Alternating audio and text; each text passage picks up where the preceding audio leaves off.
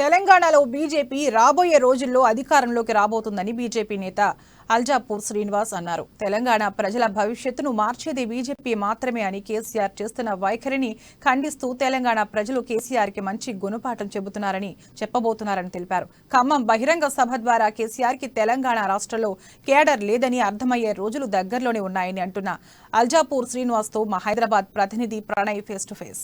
తెలంగాణ రాష్ట్రంలో ప్రస్తుతం ఉన్నటువంటి రాజకీయ సిచ్యువేషన్స్తో పాటుగా రానున్న 3 రోజుల్లో ప్రధానమంత్రి ఒకవైపు తెలంగాణ రాబోతున్నారు. సో సంక్రాంతి వేడుకల అనంతరం కూడా తెలంగాణకు కొన్ని బహుమతులు కూడా అందించబోతున్నారంటూ కూడా బీజేపీ నేతలు చెప్తున్నారు. సో దీనికి సంబంధించి మరింత సమాచారం అందించేందుకు మనతో పాటుగా ఆదిలాబాద్ జిల్లా బీజేపీకి సంబంధించినటువంటి నాయకులు శ్రీనివాస్ గారు మనతో ఉన్నారు. వారితో మాట్లాడే శ్రీనివాస్ గారు చెప్పండి, ఇప్పుడు మోదీ రాబోతున్నారు ఈ 19న. సో ఏ విధంగా ఉండబోతుంది? తెలంగాణకు కొన్ని కానుకలు కూడా ఇస్తామంటూ బీజేపీ నాయకులు చెప్తున్నారు. డెఫినెట్గా అంతకుముందు నేను ఫస్ట్ అమ్మా న్యూస్ ఛానల్కి నా మనస్పూర్వకంగా శుభాకాంక్షలు చెప్తా ఉన్నాను. ఒక సామాజిక బాధ్యతతోని ఈ సమాజం కోసం ప్రభుత్వం ద్వారా జరిగేటువంటి తప్పు లేకుండా కానీ ఎత్తి చూపి ప్రభుత్వం వైపు దృష్టి మళ్లించే పరిష్కారం కోసం ప్రయత్నం చేస్తున్నటువంటి యాజమాన్యం అమ్మా న్యూస్ ఛానల్కి నా యొక్క మనసారా అభినందిస్తూ, ఇక మీరు అడిగిన ప్రశ్న, భారతీయ జనతా పార్టీ 2014 నుండి అధికారంలోకి వచ్చిన తర్వాత అన్ని రాష్ట్రాల్లో సమాంతరంగా డెవలప్మెంట్ కోసం ప్రయత్నం చేస్తూ వస్తుంది మోదీ గారి నాయకత్వంలో. తెలంగాణలో కూడా టీఆర్ఎస్ సర్కారు ఉన్నప్పటికీ, పశ్చిమ బెంగాల్లో మమతా బెనర్జీ సర్కారు ఉన్నప్పటికీ కూడా ఎక్కడ కూడా మా యొక్క దృష్టి తక్కువ చేయలే.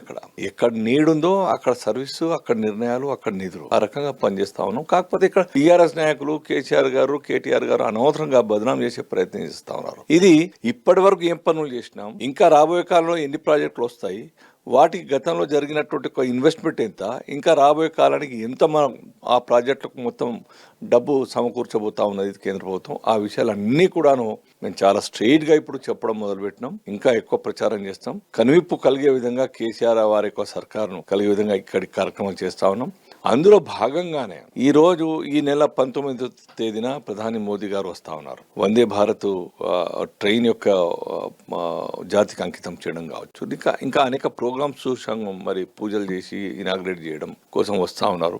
దీంతో వారికి కనువిప్పుగా కలగాలి. రాబోయే కాలంలో ఏం చేస్తాం, గతంలో ఏం చేసినా చెప్పడంతో వారు అర్థం చేసుకోవాలి.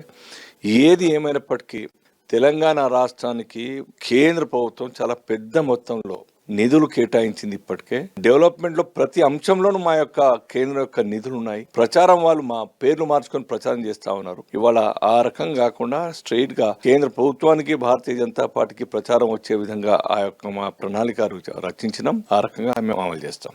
మొన్న దేశవ్యాప్తంగా కూడా సంచలనం సృష్టించిన కేసు, ఎమ్మెల్యేల కేసుకి సంబంధించి హైకోర్టు డైరెక్ట్ కూడా ఆదేశాలు ఇచ్చింది. సిబిఐకి హ్యాండ్ ఓవర్ చేస్తున్నామని చెప్పేసి ఒక నోటీస్ కూడా దాఖలు చేసింది. అది సిబిఐ చేతికి ముట్టింది. సో వాళ్ళు ఎప్పుడైనా ఎఫ్ఐఆర్ ఫైల్ చేస్తామని చెప్పి, కానీ హైకోర్టులో మళ్ళీ రిటర్న్ కేసు ఏంటి, సీట్ నుంచి జరిగింది, తెలంగాణ ప్రభుత్వం నుంచి న్యాయవాది ఏం కేసు వేసాడు మళ్ళీ. సో దాని కేసు సిబిఐ నుంచి నేరుగా కూడా సీట్కి అప్పగించాలి, సీట్ మాత్రమే ఈ విచారణ చేపడుతుంది అని. అది ఏ క్వశ్చన్ సాధ్యం కాదు. వన్స్ సిట్ ఈజ్ రద్దు చేసిన తర్వాత మళ్ళీ సిబిఐకి అప్పయిపోయిన తర్వాత ఏ క్వశ్చన్ కూడా జరగదు. చాలా కేటగిరికల్గా హైకోర్టు జడ్జి గారు చెప్పడం జరిగింది, సిట్ ఏర్పాటు చేయడం అనేది తప్పు. మీరు ఎఫ్ఐఆర్ ఇష్యూ చేసినప్పుడే ఆ యొక్క చట్టం, ప్రొహిబిషన్ ఆఫ్ కరప్షన్ చట్టం, దానికి ఏ క్వశ్చన్ కూడా ఆ యొక్క క్వశ్చన్ అప్లై కాదు, అది అసందర్భం, మీరు మిస్యూజ్ చేస్తూ ఉన్నారు పవర్ని. ఈ రకంగా పోలీసు వాళ్ళు సర్కార్ యొక్క దృష్టిని ఆకర్షించడం కోసం ప్రభుత్వం యొక్క మాటలు విని మీరు పరువు తీసుకోకండి అని ఒక అర్థం వచ్చేటట్టుగా డైరెక్ట్ సిట్ యొక్క వారిని సివి ఆనంద్ గారిని మరి చెంపపెట్టులాగా మాట్లాడడం జరిగింది. సో ఆ రకంగా చెప్పు చేతుల్లో ఉండి గులాం పని చేయడం మంచిది కాదన్న విషయం వాళ్ళకి అర్థం కావాలి ఇప్పటికైనా.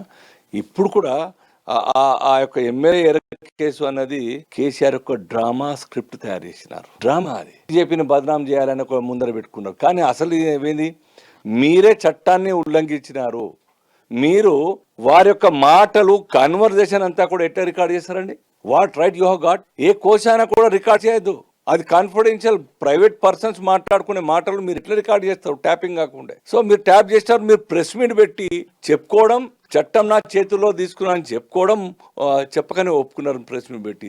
మళ్ళీ దేశవ్యాప్తంగా సుప్రీంకోర్టు జడ్జిల వరకు కూడా పంపిస్తున్నాను చెప్పడం జరిగింది. ఎంత హాస్యాస్పదం! ఏమైంది? ఏ పొలిటికల్ పార్టీ వాళ్ళు స్పందించినారు? సుప్రీంకోర్టు ద్వారా ఏమైంది? సో ఇవన్నీ కూడా ఎమ్మెల్యేల ఎర కేసు, వాళ్ళందరూ కూడా చిక్కాల్సిందే.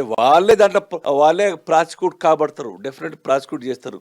సో మొత్తంగా రానున్నటువంటి ఎన్నికల్లో ఖచ్చితంగా బీజేపీ తెలంగాణ రాష్ట్ర ప్రభుత్వం అయినటువంటి బీఆర్ఎస్ పార్టీకి చెక్ పెట్టే విధంగా బీజేపీ దూసుకెళ్తుంది.